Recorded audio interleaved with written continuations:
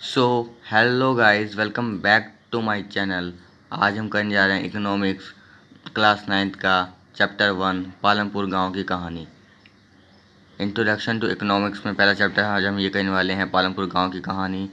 चल रही स्टार्ट करते हैं वीडियो को बिना किसी एड एंड ब्रेक के, बिना कोई टाइम वेस्ट करे।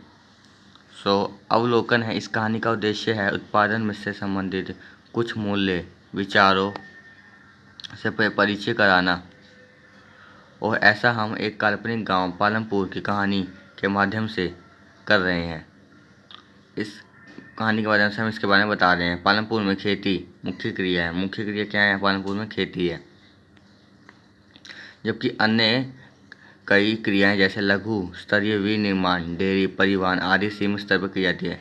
बाकी जो क्रियाएं हैं, काम है, वो सीमित, मतलब जितनी जरूरत उतनी की जाती है, लेकिन खेती बहुत ज़्यादा की जाती है। इन उत्पादन क्रियाओं के लिए विभिन्न प्रकार के संसाधनों की आवश्यकता होती है।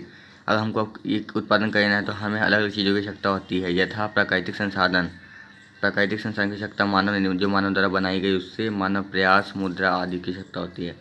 पालमपुर की कहानी से हमें विविदित होगा कि गांव में इच्छित वस्तुओं सेवाओं को उत्पादन करने के लिए जो आवश्यकता वस्तुओं और सेवा की आवश्यकता, उसको उत्पादन करने के लिए हमें विभिन्न संसाधनों की आवश्यकता होती है। हम कैसे इकट्ठा करते हैं। पालमपुर आस पड़ोस के गांव और कस्बों से भली भांति जुड़ा हुआ है। वो आस पड़ोस के जो गाँव कस्बों से जुड़ा हुआ है। एक बड़ा गाँव रायगंज पालमपुर से 3 किलोमीटर की दूरी पर है। रायगंज कितने किलोमीटर की दूरी पर? 3 किलोमीटर की। प्रत्येक मौसम में यह सड़क गाँव को रायगंज और उसमें आगे निकटतम छोटे कस्बे शाहपुर से जोड़ती है। ये सड़क, इस सड़क पर गुड़ और अन्य वस्तुओं से लदी हुई बैलगाड़ियाँ, भैंस बग्घी से लेकर अन्य कई तरह के वाहन जैसे मोटरसाइकिल, जीप, ट्रैक्टर और ट्रक देखे जाते हैं। इन सड़क पर क्या क्या देखा जाता है? गुड़ और अन्य वस्तुओं से लदी हुई बैलगाड़ियाँ, भैंस बग्घी, मोटरसाइकिल, जीप, ट्रैक्टर आदि देखे जाते हैं। इन गाँव में विभिन्न जातियों के लगभग 450 परिवार रहते हैं। गाँव के अधिकांश भूमि के स्वामी उच्च जाति के 80 परिवार हैं। उच्च जाति के 80 परिवार हैं जिनके पास अधिकांश भूमि है। उनके मकान जिनमें कुछ बहुत बड़े, जिसमें कुछ मकान बहुत बड़े हैं जो ईंट और सीमेंट से बने हुए हैं। और अनुसूचित जाति जो छोटी जाति के लोग हैं, जो की संख्या गांव की कुल संख्या का 1/3 1/3 है। वे गांव के एक कोने में काफ़ी छोटे से घरों में रहते हैं,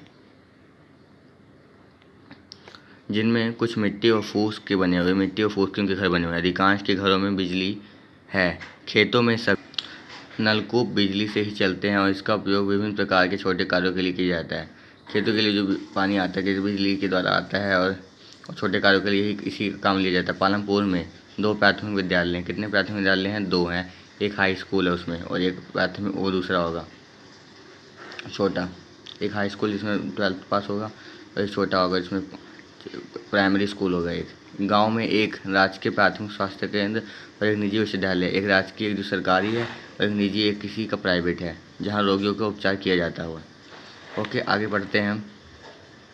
एक काल्पनिक गांव पालमपुर की कहानी में हमें किसी भी गांव में विभिन्न प्रकार की उत्पादन संबंधी गतिविधियों के बारे में बताएगी। क्या बताएगी? कि किसी भी जो गांव होते हैं वहाँ उत्पादन संबंधी गतिविधि कैसे की जाती है। भारत में गाँव में खेती उत्पादन की प्रमुख गतिविधि है।